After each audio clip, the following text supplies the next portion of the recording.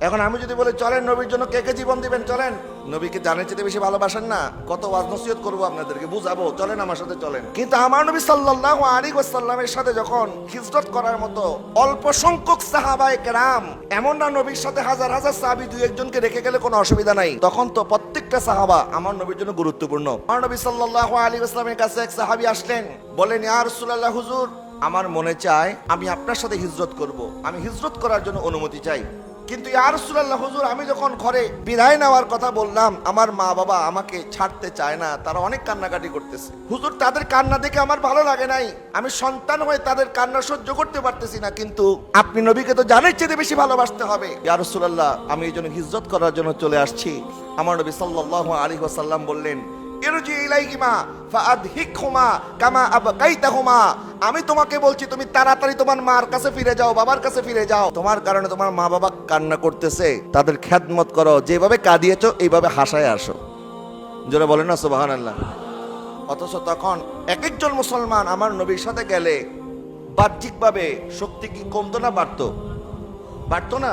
দেখেন আমার নবী মা বাবার কদর কিভাবে করতে হবে, যে সমাজে মা বাবার কোনো কদর ছিল না, সম্মান ছিল না, সেই সমাজের মধ্যে আমার নবী মা বাবার সম্মানকে বোঝানোর জন্য আরেক সাহাবী আসলেন নবীজির কাছে, বললেন ইয়া রাসূলুল্লাহ, হুজুর আপনার সাথে আমি জিহাদের ময়দানে যাইতে চাই।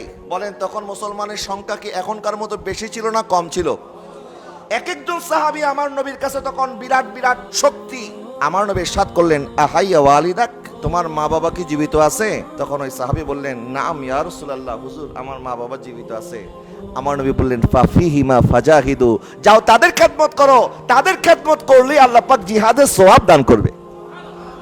নবীজি সাল্লাল্লাহু আলাইহি ওয়াসাল্লাম এইভাবে মা বাবার প্রতি রহমত, নবীজি মা বাবার প্রতি কত বড় দয়া করেছেন। এক সাহাবী নবীজির কাছে আসলেন, বাবার নামে একটু বিচার দিলেন, বলেন হুজুর আমার বাবা ছোটবেলায় আমাদেরকে তেমন লালন পালন করার যে দায়িত্ব সেটা ঠিকঠাক পালন করে নাই, এখন বড় হওয়ার পরে আমার বাবা কোনো ইনকামও করে না, খালি আমার কাছে টাকা খুঁজে। এই সাহাবী যখন বাবার নামে নবীজির কাছে নালিশ করলেন, নবীজি সাল্লাল্লাহু আলাইহি সাল্লাম বললেন, আনতা ওয়া মালুকা লি আবিকা, তুমি এবং তোমার সারা জীবনের সম্পদ যা কামাই করেছো এটার মালিক তুমি নও, এটা মালিক তোমার বাবা। যারা বলেন না সুবহানাল্লাহ। নবীজি মেরাজে গিয়েছেন, জান্নাত দেখে এসেছেন। জান্নাত কোথায়? 7 আসমান জমিনের উপরে না? 7 আসমান জমিন লৌহ কলম বেদ করে আমার নবী সিদরাতুল মুনতাহা পার করে আরশে আজিমে গেলেন। আসার সময় জান্নাত দেখে আসলেন।